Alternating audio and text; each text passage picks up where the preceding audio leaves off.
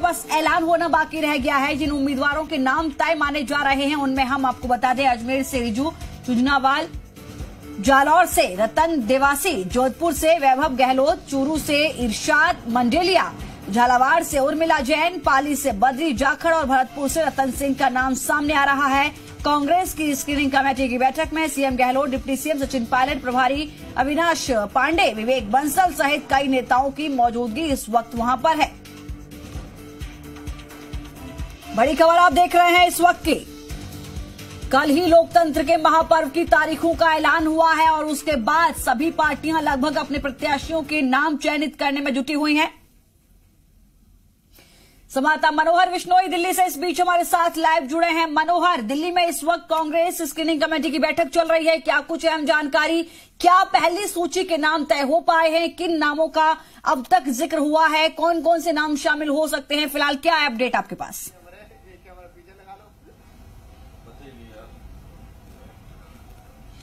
जी लक्ष्मी, देखिए करीब 2 घंटे से यहाँ मंथन चल रहा है। केसी वेणुगोपाल जो संगठन महासचिव है उनके निवास पर पहले ये बैठक 15 जीआरजी कांग्रेस वॉर रूम वहाँ होना था, लेकिन अभी किसी कारणवश जो है केसी वेणुगोपाल के घर पे कर दी गई है। इस बैठक में आपको बता दें कि राजस्थान की तमाम 25 सीटों को लेकर के चर्चा की जा रही है, मंथन किया जा रहा है, लेकिन खासतौर से पहले फेज के जो चुनाव होने हैं उसको लेकर के खास तौर से मंथन किया जा रहा है। चूंकि इस सूची को जल्दी जारी करना है, इसलिए एक सिंगल नाम जो है अब सुझाया जा रहा है, उस सिंगल नाम के लिए सहमति बनाई जा रही है।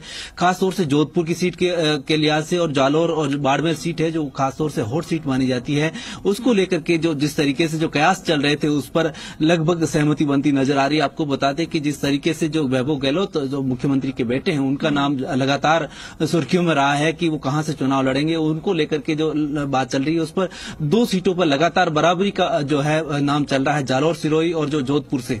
लेकिन अभी तक इस पर सहमति पूर्ण रूप से नहीं बनी है, लेकिन आंशिक रूप से सहमति जताई जा चुकी है कि अगर जोधपुर से नहीं लड़े तो जालौर सिरोही से चुनाव लड़ा जा सकता है। दूसरा, मानवेंद्र सिंह का जो है बाड़मेर से लगभग नाम तय कर लिया गया है, सहमति बन चुकी है। तीसरा, आपको बताते हैं कि पाली जो सीट है जहां से बद्री जाखड़ का नाम आ रहा है, लेकिन उनके परिवार से भी किसी को खड़ा किया जा सकता है।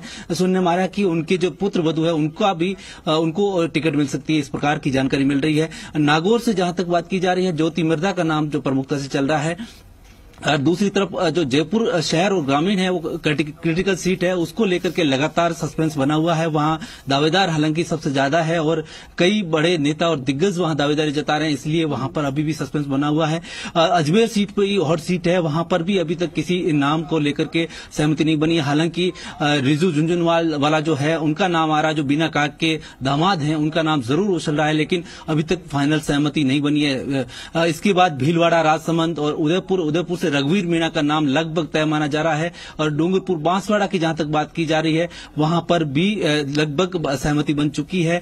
जो महेंद्रजीत सिंह मालवीय है उनकी पत्नी का नाम चल रहा है, लेकिन एक और नाम आ रहा है, उनका भी संभावना जताई जा रही है। अभी यहां पर जो है एक सिंगल नाम बना करके सीईसी को भेजा जाएगा और उसके एक एवज में दूसरा नाम भी साथ रहेगा। चूंकि सीईसी अगर एक नाम पर सहमति नहीं जताती है दूसरे नाम पर मुहर लगाएगी। कुल मिलाकर कहा जा सकता है कि राजस्थान की जो 25 की 25 सीटें हैं वो जीतने की कवायद के लिए यहां केसी वेणुगोपाल के घर पर मंथन जारी है। जी मनोहर, एक अहम सवाल यह है कि क्या इस बात की कोई पुख्ता जानकारी हासिल हो पाई है कि पहली सूची में कितने नामों को शामिल कर सकती है कांग्रेस?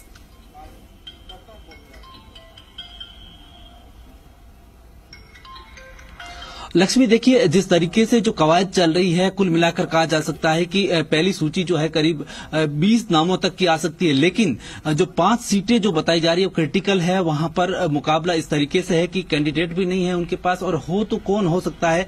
और जो जैसे कि सूत्रों से जानकारी मिल रही है कि कुछ विधायक और मंत्रियों का चुनाव लड़ाया जा सकता है, उसमें जो क्रिटिकल सीटें हैं वहां पर जो बड़े दिग्गजों को चुनाव लड़वाया जा सकता है। इस प्रकार की जो एक रणनीति और जो प्लानिंग की जा रही है, और अगर ये सहमति पहले बन जाती है तो सारी सीटों के नाम अनाउंस हो जाएंगे। लेकिन अभी तक की जानकारी में आ रहा है कि 2 या 3 चरणों में सूची जारी हो सकती है। पहले चरण में जो सिंगल जो पैनल है उनके नाम जारी हो जाएंगे। 12 से 13 सीट जो पहले फेज के चुनाव होने उनकी तमाम सीटों के नाम जारी हो सकते हैं। वो 15 मार्च से लेकर के होली के बाद तक की संभावना जताई जा रही है कि कभी भी नाम जारी हो सकते हैं। लेकिन अभी भी कुछ सीट है उन पर आम सहमति नहीं बनी है और उन पर लगातार सस्पेंस है और लगातार चर्चा का और मंथन का दौर जारी है। जी लक्ष्मी। मनोहर, मनोहर, अगर हम कुछ पैमानों की बात करें तो देखिए विधानसभा चुनाव में भी कुछ पैमाने तय किए थे कांग्रेस ने भी और बीजेपी ने भी। इस बार अगर हम बात करें तो 25 सीटें हैं राजस्थान में। इन 25 सीटों के लिए कैंडिडेट को चुनना बहुत बड़ी मुश्किल है, बहुत बड़ी चुनौती भी है, क्योंकि अगर हम 2014 की बात करते हैं तो 25 की 25 सीटें यहां पर बीजेपी के खाते में गई थी, हालांकि 2 सीटें उपचुनाव में कांग्रेस के खाते में आई हैं। ऐसे में सवाल ये है कि क्या कुछ पैमाने रहेंगे, जो चेहरे चुने जाएंगे, जिनको मैदान में उतारा जाएगा, जिन पर विश्वास जताया जाएगा, जिन पर एक बड़ा दाव लगाएगी कांग्रेस, उनके लिए क्या कुछ पैमाने तय कर सकती है पार्टी?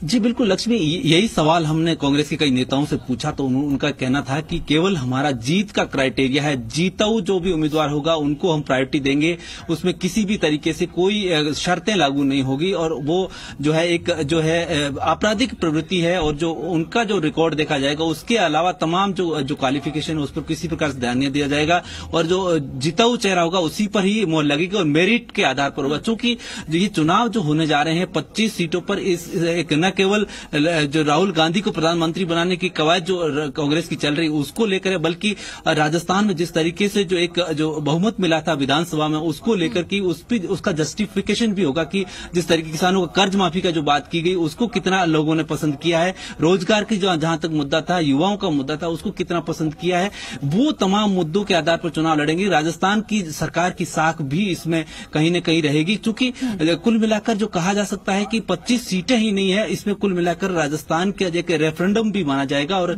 देश की जो सरकार बनने वाली है उसमें भी खासतौर से राजस्थान का जो मैक्सिमम योगदान कितना हो सकता है वो देखने वाली बात होगी। जी बिल्कुल मनोहर, तो माना जाए कि कहीं न कहीं जो पिछले 1 महीने में जो समीकरण बदले हैं, जो माहौल देश में बदला है, राज्य में भी बदला है, लोगों की जो प्रतिक्रियाएं हैं वो भी बदली हैं, लोगों का जो माइंड सेट था वो भी कहीं न कहीं बदला है।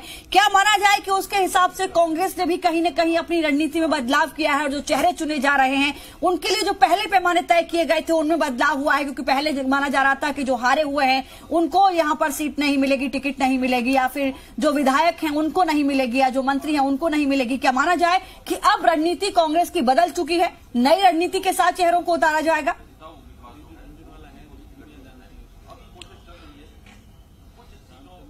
बिल्कुल लक्ष्मी, आपने ठीक फरमाया कि जिस तरीके से कांग्रेस पहले से यह तय कर चुकी थी कि जो है विधायक, जो वर्तमान विधायक है और मंत्री है, उनको चुनाव नहीं लड़वाया जाएगा, लेकिन वर्तमान राजनीतिक परिस्थितियां ऐसी है और देश भर में जो हालात जो पैदा हुए और राजनीति की नई तरीके से जो स्थिति है उसको देखते हुए कांग्रेस ने कुछ रणनीति में फेरबदल किया है। और हमारे जो हमने कई कांग्रेस के नेताओं से बात की, उनका कहना था कि संभावना ऐसी भी जताई जा रही है कि कुछ जरूरत पड़ी और कैंडिडेट नहीं मिला तो किसी विधायक को भी और मंत्री को भी चुनाव लड़वाया जा सकता है।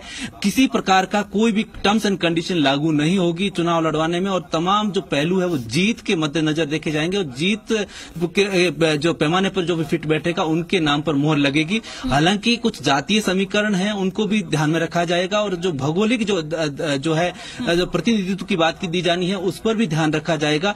कुल मिलाकर कहा जा सकता है केवल जीत के लक्ष्य को लेकर चल रही है कांग्रेस, और उसी पर जो दांव खेलने की कोशिश कर रही है। जी देखिए मनोहर, एक चीज तो यहां समझने वाली है, क्योंकि अगर हम पिछले रिकॉर्ड को भी देखते हैं तो कहीं न कहीं ये दर्शाता है कि जिस पार्टी की यहां सरकार होती है कहीं न कहीं उसको जनता का साथ ज्यादा मिलता है। इस बार यहां पर कांग्रेस की सरकार है, लेकिन महत्वपूर्ण ये भी हो जाता है कि चेहरा कितना यहां पर लोगों को पसंद आ रहा है उस क्षेत्र में। सवाल ये भी है कि जातीय समीकरण उस सीट के क्या कहते हैं, क्या जिस चेहरे को चुना जा रहा है वो उस जातीय समीकरण को वहां पर फिट करने में काबिल साबित होता है या नहीं होता है। ये सारे पैमाने तय करने के बाद ही कांग्रेस कहीं न कहीं वो चेहरे फाइनल करेगी। और माना जाए ये भी कि देरी की वजह ये भी हो सकती है कि कहीं विधानसभा चुनाव की तरह अगर इस बार सूची जल्दी जारी होती है तो कहीं अंदर खाने विरोधाभास की तस्वीरें ना देखने को मिले।